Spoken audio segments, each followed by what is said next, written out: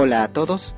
Este domingo 4 de agosto a las 3 de la tarde se va a llevar a cabo el partido entre los Chancas CIC y Deportivo Garcilaso, correspondiente a la fecha número 11 de la fase regional Zona Sur del Torneo de Reservas 2024.